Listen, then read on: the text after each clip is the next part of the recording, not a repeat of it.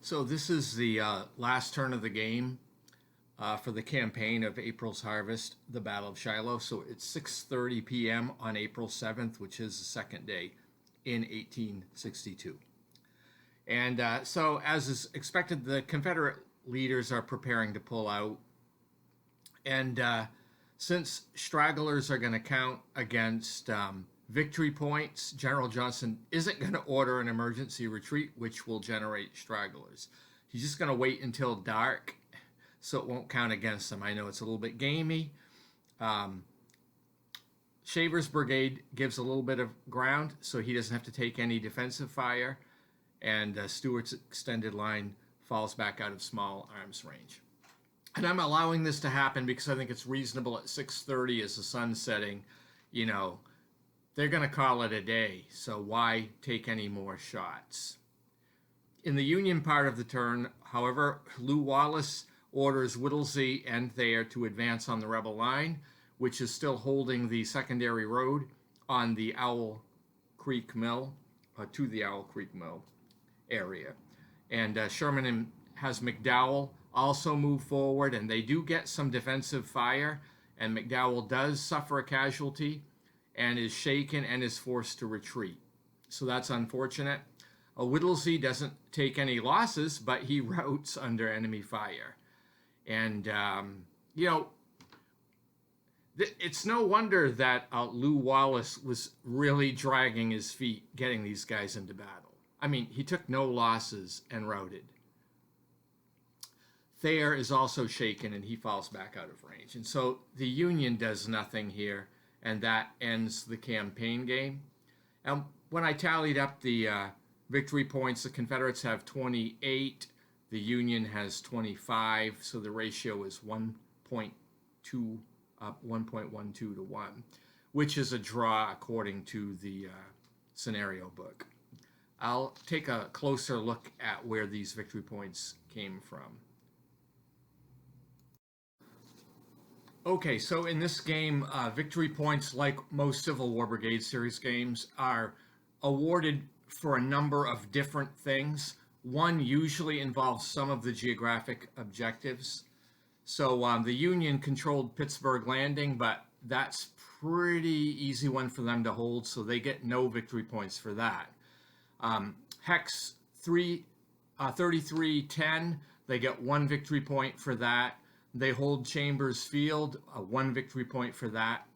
They hold Perry Field, where it intersects the Savannah Road. They get 2 victory points for that.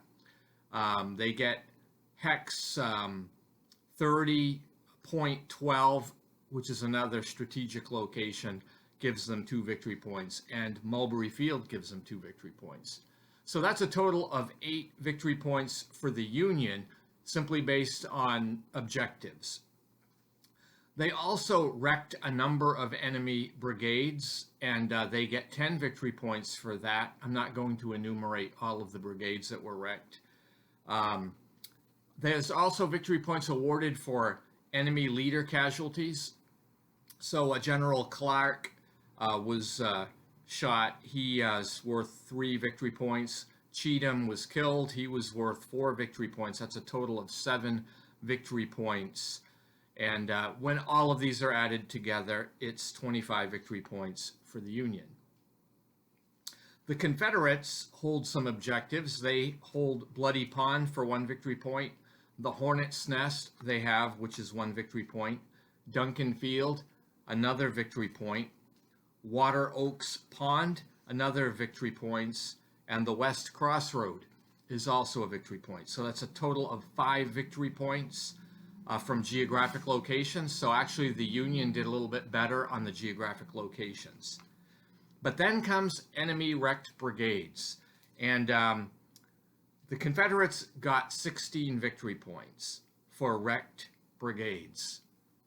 So they did very well at inflicting, a punch in the nose to the Union troops. And then for enemy leaders, they got McClernand was wounded. He's worth 3 points. Colonel Hurlbut was worth 4 points. So that's a total of 7 points. And so in the end, the Confederates have 28 victory points. The Union has 25, so it's basically a draw. I think historically the Union had a minor victory in this battle, but you have to remember that General Joe Johnston was killed in this battle historically, and he would have been worth 7 victory points. But, as the Confederates, I did allow him into harm's way a little bit, but not too much, and he wasn't killed in this game. So that, who knows if that would have made the difference. Anyway, this is a fun game. I will tell you, some people have complained because the map is kind of garish.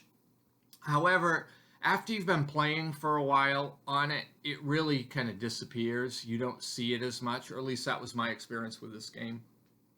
I know the newer Civil War Brigade series games ended up having a lot more muted maps, so you might enjoy playing some of those ones. Anyway, I hope you enjoyed this series. Thank you for watching and subscribing, and I hope you all have a great day.